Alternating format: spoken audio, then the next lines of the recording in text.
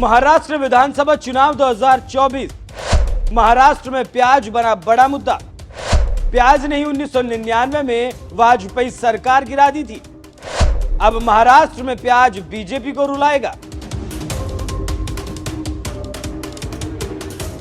नमस्कार, news express पर आप सभी का बहुत स्वागत। मैं हूं आपके साथ अभिषेक पुंडी। देश में महंगाई बढ़ी हुई है और अभी अक्टूबर में महंगाई दर सामने आई तो 2% बढ़ी हुई दिखाई गई, जो चुनाव में एक बड़ा मुद्दा बन गया और विपक्ष महंगाई को लगातार मुद्दा बना ही रहा है। ऐसे में प्याज महाराष्ट्र का बड़ा मुद्दा बनकर सामने आई है। क्या है पूरा मामला, इस रिपोर्ट में देखिए।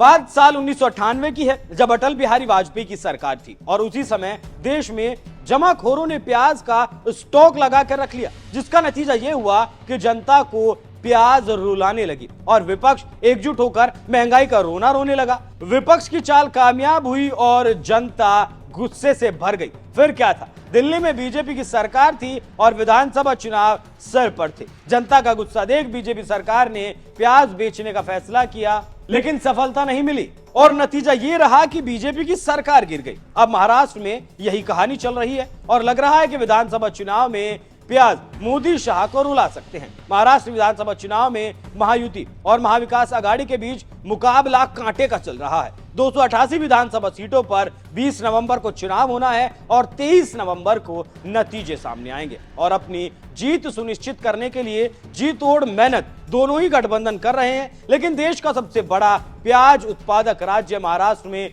प्याज की राजनीति हिलोरे मारने लगी। आप जानते हैं कि कई मौकों पर प्याज ने नेताओं के आंसू निकाल कर रख दिए और इस बार भी ये लग रहा है कि चुनाव में बीजेपी को प्याज रुलाने लगी है। ज्यादा दिन नहीं बीते, लोकसभा चुनाव 2024 बीजेपी को रुलाकर जा चुका है और विधानसभा चुनाव में मजा चखाने के लिए तैयार सामने खड़ा नजर आ रहा है। एनडीए गठबंधन को प्याज वाले इलाकों की कुल 13 सीटों में से 13 सीटों पर हार मिली थी। अब क्या होगा, इस बार प्याज वाले बेल्ट में बीजेपी हारेगी या जीतेगी, ये तो 23 नवंबर को ही पता चल पाएगा।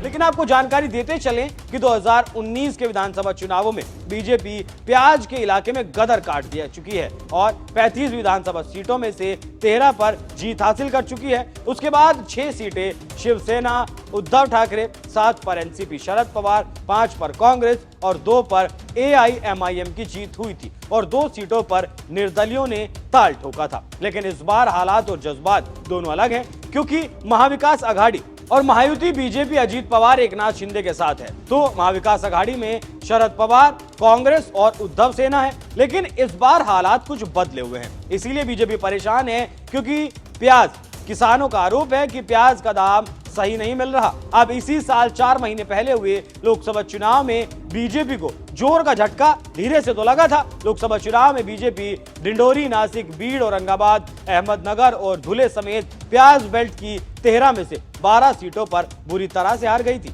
इन 6 जिलों की लोकसभा सीटों में से वो केवल एक ही सीट जीत पाई थी। इससे आप समझ सकते हैं कि कैसे प्याज बीजेपी को अभी 4 महीने पहले जो रुला चुकी है, अब फिर विधानसभा चुनाव में बड़ा मुद्दा बनकर सामने आई है और लगता है फिर से रुलाने भी वाली है। नागपुर की सबसे बड़ी मंडी के आढ़तियों की माने तो महाराष्ट्र में अक्टूबर में भारी बारिश के बाद प्याज की बुआई देरी से हुई, जिससे पूरे देश में प्याज की कमी देखी गई। लेकिन अगले 15-20 दिनों में प्याज की नई फसल आ जाएगी और प्याज की परेशानी दूर भी हो जाएगी। लेकिन इतने दिनों में तो चुनाव निपट जाएगा और इस बार प्याज किसी न किसी को निपटा जरूर लेगी। देखना होगा कि निपटता कौन है प्याज के चलते। आपकी क्या कुछ राय इस पूरी खबर पर कमेंट कर हमें जरूर बताएं। धन्यवाद।